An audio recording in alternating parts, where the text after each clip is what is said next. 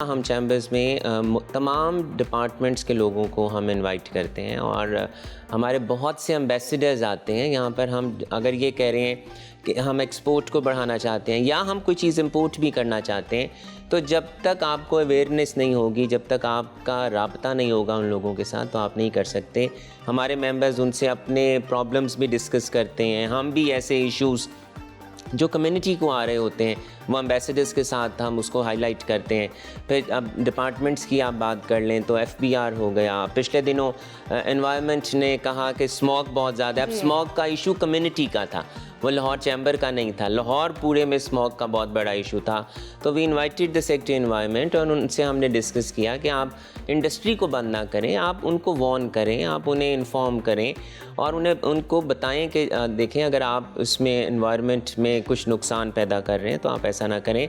Proper अपनी machinery को install कराएं, स्क्रबर्स लगाएं। डॉलर की कीमत बढ़ने से बिजनेस कम्युनिटी में किस हद तक परेशानी बनती है? देखें, परेशानी है ही आपकी डिवैल्यूएशन की वजह से। और मैं तो ये समझता हूँ कि हम ये बार बार कहते हैं कि हमें अपनी एक्सपोर्ट को बढ़ाना है, तो हम एक्सपोर्ट कैसे बढ़ाएंगे जब तक आपका इनपुट कॉस्ट कम नहीं होगा? आपकी इंडस्ट्री यहाँ पर काम नहीं करेगी। अगर आपने अपने रॉ मटेरियल्स को बाहर से इंपोर्ट करना है और महंगा इंपोर्ट करना है और फिर आपने यहाँ पर प्रोडक्ट बनानी है और फिर आपने सोचना है कि मैंने अब इसे एक्सपोर्ट करना है, तो इट इज़ नॉट पॉसिबल। और हम अपने एक्सपोर्ट के जो हम सिर्फ 5 सेक्टर्स के इर्द गिर्द घूमते रहते हैं, इट इज़ वेरी इंपॉर्टेंट। मैं ये नहीं कह रहा कि हमें उन्हें डिस्करेज करना चाहिए, बिल्कुल इनकरेज करना चाहिए। आप एक्सपेक्ट कर रहे थे कि डॉलर इतना ज़्यादा बढ़ जाएगा? अल्टीमेटली आपका जो ये रिलाई होता है, इसका कोरिलेशन है आपका फॉरेन रिजर्व्स के साथ, इसका आपकी एक्सपोर्ट्स के साथ, आपके जो फॉरेन रेमिटेंसेस आपके एक्सपेट्रिएट्स भेज रहे होते हैं और आपके जो एक्सपेंडिचर्स हो रहे होते हैं। तो अब अगर हमारा जो ट्रेड डेफिसिट है वो तकरीबन $50 बिलियन के करीब है। मैंने ये नहीं सोचा था कि हमारा ट्रेड डेफिसिट $50 बिलियन के करीब होगा। ये ज़रूर सोचा था कि जी हमारा एक्सपोर्ट जो है वो $50 बिलियन तक चली जाएगी, इंपोर्ट कम हो जाएगी।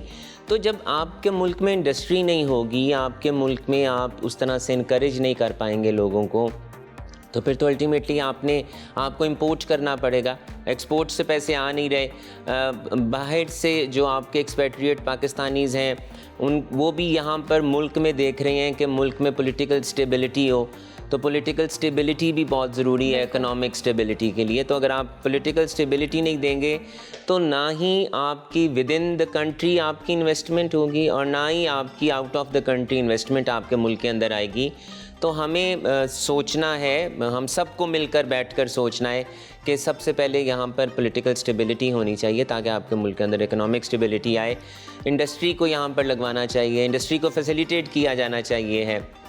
हम नहीं जब तक करेंगे तब तक हम अपनी इंपोर्ट्स को कम नहीं कर सकते। दूसरा, ये बहुत ज़रूरी है कि हम हाइडल की तरफ जाएं। अभी वर्ल्ड बैंक और हमारा पाकिस्तान की जो स्टेट बैंक हैं और जो दूसरे रेगुलेटरी अथॉरिटीज़ हैं वो ये कह रहे हैं कि हमारा 30 से 35 बिलियन डॉलर्स का नुकसान हो गया।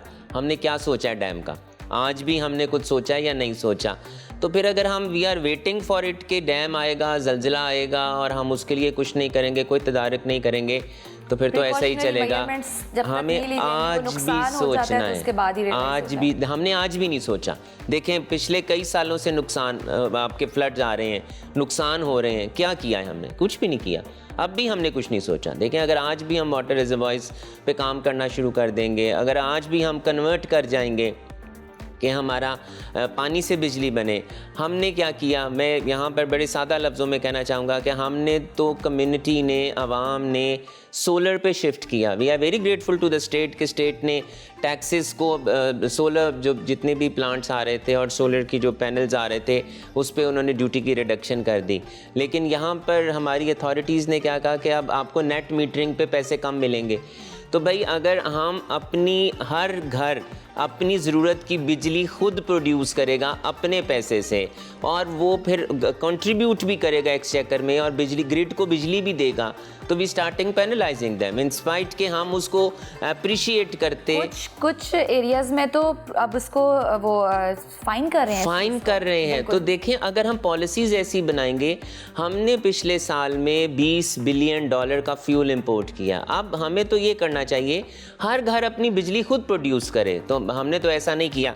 तो हमें बहुत सी ऐसी पॉलिसीज़ की तरफ देखना है कि हम कंट्रीब्यूट कर सकें और हमें हर अच्छे काम को फैसिलिटेट करना चाहिए। तो देखें, अगर हम बेहतर तरीके से करेंगे तो ज़रूर बेहतरी आएगी। डार साहब, जब वज़ीर ख़जाना बने तो डॉलर कुछ दिनों के लिए तो नीचे आ गया, अब फिर ऊपर जा रहा है।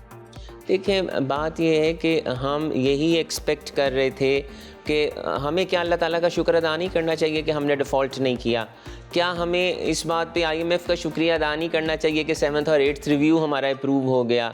क्या हमें बाकी अपनी जो डोनेटिंग कंट्रीज़ हैं, फ्रेंड्स हैं, उनका शुक्रगुजार नहीं होना चाहिए कि उन्होंने कंसेंट दे दी कि वो पैसे भेजेंगे, लेकिन हमारा जो इतना शॉर्टफॉल आ गया है हमारे फॉरेन रिजर्व्स का, we are looking at them कि वो हमें असिस्टेंस चाहिए। हमारा बहुत बड़ा ट्रेड डेफिसिट है, हमारा बहुत बड़ा सर्कुलर डेफिसिट है, तो हम जब तक इनको पूरा नहीं करेंगे और हमारा जब तक रुपया मजबूत नहीं होगा, डॉलर वीक नहीं होगा, तो आई होप कि हमारे मुल्क के अंदर ज़्यादा से ज़्यादा डॉलर आएँ। और मैं आपके प्लेटफॉर्म से गवर्नमेंट को रिक्वेस्ट करना चाहूँगा कि हम जो $1 बिलियन के लिए नाक रगड़ रहे हैं, मुख्तलिफ IMF और बाकी एजेंसीज़ के पास जा रहे हैं, अपनी आवाम से रिक्वेस्ट क्यों नहीं करते कि वो पैसा दे दें? आपकी आवाम के पास ऐसा बहुत सा अनडिक्लेयर्ड पैसा है जो वो डिक्लेयर करना चाहते हैं, और हमें इस बात को अब समझना होगा कि हम दूसरों के पास जाएं, हम आवाम के पास आ जाएं, आवाम को हम ये कहते हैं फेवरेबल इन्वायरमेंट भी देना चाहिए ना, जहाँ वो अपने शासन को या अपने पैसे को अल्टीमेटली देखें, अल्टीमेटली आपके पास बहुत से हमारे अनडिक्लेयर्ड पैसा है, हमें उसको सिस्टम में लाना चाहिए। We have to convince IMF कि हमें ऐसे, क्योंकि देखें, अगर हम आज भी उस पैसे को इकॉनमी के अंदर नहीं ना लाएंगे तो वो कंट्रीब्यूट नहीं करेगा। हमें उस पैसे को इसलिए इकॉनमी के अंदर लाना है, और उससे उनका भी फ़ायदा होगा जो ये शोर मचाते हैं कि हमें ऐसी फैसिलिटीज़ अनडिक्लेयर्ड पैसे को नहीं देनी चाहिए। अल्टीमेटली जब पैसा किटी में आएगा तो आपका रुपी स्ट्रॉन्ग होगा, और मैं ज़ाती तौर पे समझता हूँ कि हमारे रुपए को वर्सेस डॉलर 170 से 175 पे आना चाहिए। मैं खुले लफ्ज़ों में कह देता हूं कि गवर्नमेंट को एक एमनेस्टी अनाउंस करनी चाहिए। जिसके पास फॉरेन रिज़र्व्स हैं वो 2 साल के लिए स्टेट के पास रख दे, स्टेट उन्हें प्रॉफिट भी दे, उन्हें विड्रॉ करने की इजाज़त ना हो, और जब 2 साल के बाद जब वो अपने पैसे को विड्रॉ करना चाहें तो वो that will be considered as a legal, और उनसे सवाल नहीं होगा। इसी तरह से जिनके पास रुपया भी पड़ा है और वो या उनके पास ऐसे एसेट्स हैं जो उन्होंने डिक्लेयर नहीं किए, this is the right time, we need finances. और पैसे का रंग सफ़ेद काला ग्रे नहीं होता, पैसे का रंग जो होता है, जो उसके नोट के ऊपर होता है, वो वही होता है। गवर्नमेंट को एट द अर्लीस्ट IMF को कन्विंस करना चाहिए और उन्हें ऐसी कोई स्ट्रेटजी लेके आनी। डार साहब कहते हैं कि अभी मैंने डंडा नहीं पकड़ा वरना डॉलर नीचे आ जाता। डंडे से क्या डॉलर नीचे आ सकता है, और क्या वो वक्त है कि अब डंडा पकड़ लेना चाहिए और डॉलर को नीचे लाना चाहिए? देखें, उनका स्टेटमेंट का मतलब है एडमिनिस्ट्रेशन।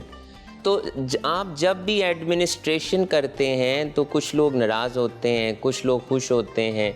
तो जब एडमिनिस्ट्रेशन टाइट होगी, अल्टीमेटली इसमें इसकी फॉरेन करेंसी की स्मगलिंग की भी बात है, उसमें होर्डिंग की भी बात है, उसमें बहुत से इश्यूज़ हैं जो स्टेट फेस कर रही होती है। तो मैंने उसी पर्सपेक्टिव में आपसे कहा कि अगर आप उसको डिक्लेयर कर जाएंगे, अगर कोई गवर्नमेंट ऐसा इनिशिएटिव ले जाएगी कि अगर किसी के पास फॉरेन रिजर्व्स पड़े हैं और वो स्टेट को दे दे, क्योंकि हमारे पास अगर आ जाएंगे फॉरेन रिजर्व्स तो अल्टीमेटली हमारा रुपी जो है वो बेहतर हो जाएगा, मुस्तकम हो जाएगा, मुल्क में भी कमी आएगी। पाकिस्तान के डिफ़ॉल्ट के चांसेस कुछ खबरों के मुताबिक पिछली हुकूमत में 16% थे और आज की हुकूमत में 60 और कुछ तो इससे भी ज़्यादा कहते हैं। तो इसकी क्या वजूहत हैं और क्या ये फिगर्स दुरुस्त हैं? पहली बात तो ये है कि मैं तो ये ना सुनना चाहता हूँ ना ये मानना चाहता हूँ कि खुदा ना खास्ता पाकिस्तान का भी डिफ़ॉल्ट करेगा। अच्छा, बहुत पोटेंशियल है पाकिस्तानियों में और वी आर वेरी होपफुल कि जौन सी भी गवर्नमेंट होगी वो इंशाल्लाह डिफ़ॉल्ट नहीं करने देगी, और हमें दूसरे मुल्कों के एक्सपीरियंसेस से सीखना चाहिए। हमें उन एक्सपीरियंसेस को करना नहीं चाहिए, हमें श्रीलंका के एक्सपीरियंस से सीखना चाहिए। हमें अपने एक्सपेंडिचर्स को कम करना चाहिए, हमें ऐसा फ्रेंडली एनवायरनमेंट देना चाहिए कि ज़्यादा से ज़्यादा इंडस्ट्री लगे। हमें अपनी एक्सपोर्ट्स को बूस्ट करने के लिए काम करना चाहिए। हमें अपने एक्सपेट्रिएट्स पाकिस्तानीज़ को रिक्वेस्ट करनी चाहिए कि वो ये मुश्किल वक्त है, पाकिस्तान, अगर ये ख़बरें गर्दे आम हैं कि पाकिस्तान खुदा ना खास्ता डिफ़ॉल्ट करने जा रहा है, तो हम सब की ज़िम्मेदारी है, चाहे वो पाकिस्तान के अंदर हैं चाहे वो पाकिस्तान के बाहर हैं, कि हमें पाकिस्तान को बचाना चाहिए। स्टेट की भी ज़िम्मेदारी है कि ऐसे एक्शंस लिए जा सकते हैं। देखें, प्रायोरिटी लिस्ट होती है, हमें प्रायोरिटी लिस्ट को सेट करने की ज़रूरत है कि हमने प्रायोरिटी लिस्ट को कैसे मैनेज करना है। इंशाल्लाह पाकिस्तान को कुछ नहीं होगा, और इंशाल्लाह हमारी जौन सी भी गवर्नमेंट होगी वो बर वक्त और बेहतर फ़ैसला करेगी। अल्लाह आपकी ज़ुबान मुबारक करे और ये लोगों को सेंस आ जाए, हमारे पॉलिटिशियंस को ये ख्याल आ इंशाल्लाह। जाए।